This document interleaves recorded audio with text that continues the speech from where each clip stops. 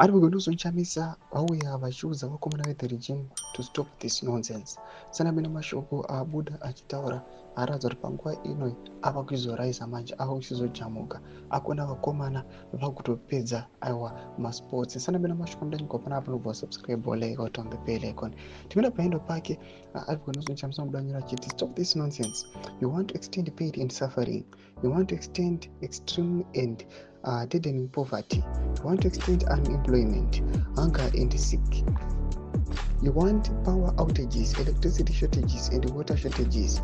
You want to extend this currency crisis and cash shortages, high taxes and skyrocketing prices, oppression, fear, hate, intimidation, conflict.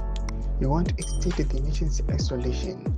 You want to extend the looting and corruption, bribery and tyranny.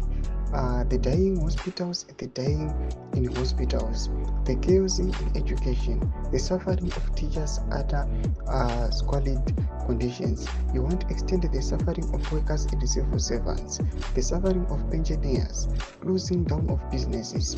You want to extend the capital fight and the brain drain. You can't.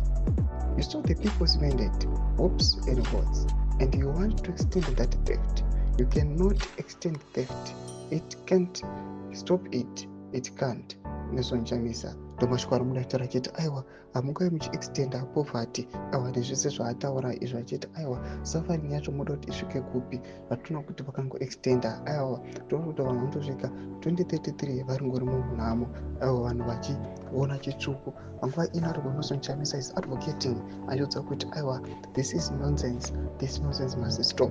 Tudze mafunguro enyu munotudei pamusoro pechitiko ichi. Pinda comment section medu mudze mafunguro enyu. Subscribe or like, turn on the bell icon.